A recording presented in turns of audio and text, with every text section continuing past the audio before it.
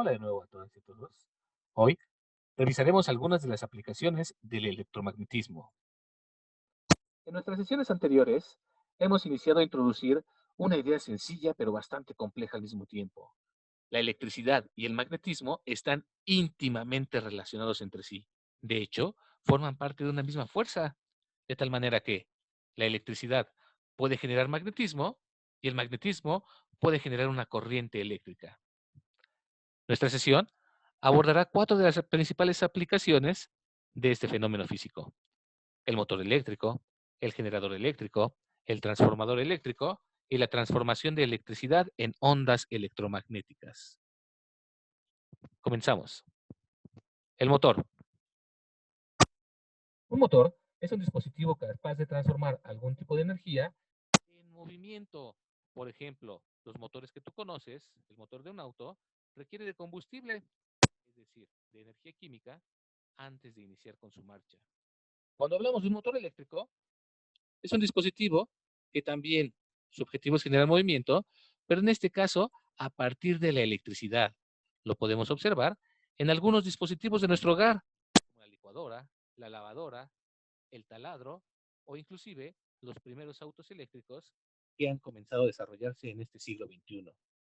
Independientemente del dispositivo, todos los motores eléctricos tienen el mismo funcionamiento general que se muestra a continuación. Imaginemos una licuadora. Conectas tu licuadora, presionas el botón de encendido. Una vez que la corriente eléctrica empieza a circular por este circuito, llega una bobina a un cable de cobre interior. Como recordarás, cuando un material conductor se electriza, se comporta como un imán generando un campo magnético.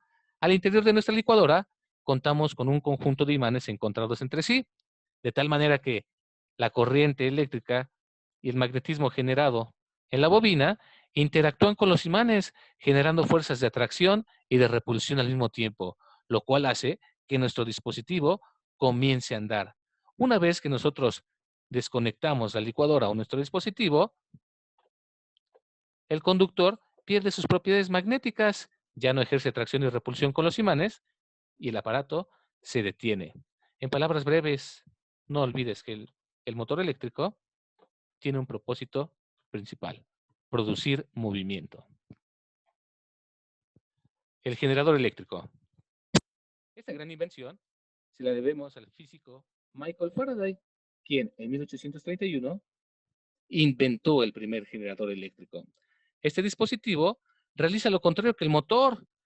Es capaz de transformar el movimiento, la energía mecánica, en energía eléctrica. ¿Cómo lo hace?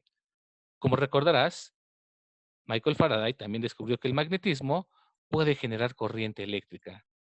Este dispositivo se basa en esa ley de Faraday y funciona de la siguiente manera. El campo magnético de un imán actúa sobre una bobina que se encuentra girando constantemente, generando así una corriente que se llama corriente inducida. Observamos esta imagen. Nos dice, tenemos centrada energía mecánica, por ejemplo, la generada por el brazo humano. Hacemos girar una bobina, una espira, un conductor metálico. ¿En dónde? En un par de imanes que se encuentran encontrados nuevamente. Como recordarás, el magnetismo puede generar electricidad, de tal manera que el movimiento constante de la bobina hace que se genere una corriente eléctrica, con la cual ya habíamos mencionado. Se puede prender, por ejemplo, un foco.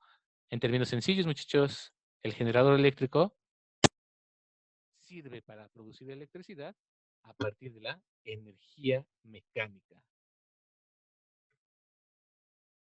El transformador eléctrico.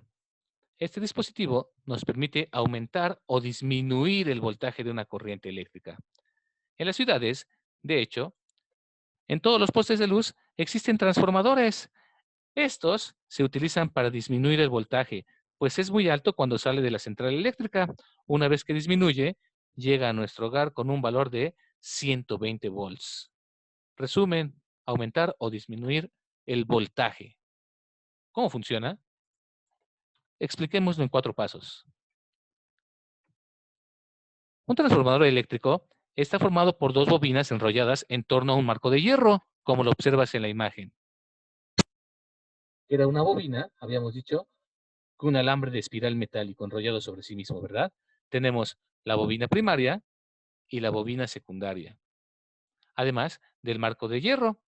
Por la bobina primaria circula la corriente cuyo voltaje deseamos transformar. Por acá, corriente inicial. Al circular la corriente, se genera un campo magnético en el marco de hierro. Este campo magnético genera a su vez corriente eléctrica que viaja y llega a la segunda bobina. En esta segunda bobina, la corriente eléctrica se transforma. ¿De qué depende si el voltaje aumenta o disminuye? Aquí lo tenemos. Si el número de espiras de la bobina primaria es menor que el de la secundaria, como en este caso, el voltaje aumenta. Recordemos que a mayor número de espiras, mayor es la intensidad de la corriente eléctrica. Por el contrario,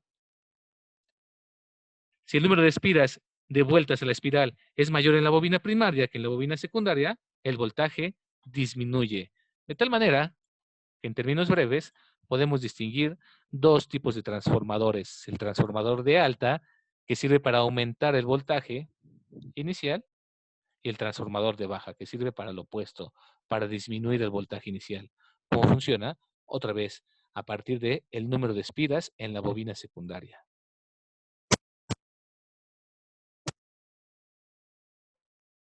¿Por qué nos interesan estos tres primeros dispositivos? Porque como ya veremos después, acoplados de una manera extraordinaria, nos sirven para que la energía eléctrica llegue a todos los hogares, literalmente. Pero además, el electromagnetismo se utiliza en muchos aparatos que utilizamos en nuestra vida cotidiana: telégrafos, teléfonos, automóviles, audífonos, guitarras eléctricas, tarjetas bancarias, el televisor, controles remotos, en fin, un sinnúmero de artículos que son capaces de transformar la electricidad en ondas electromagnéticas. Pero, ¿qué son las ondas electromagnéticas? Dejamos eso para el siguiente tema. Por hoy, eso ha sido todo. Que tengan un excelente día. Recuerden preguntar sus dudas por Zoom. Estamos en contacto.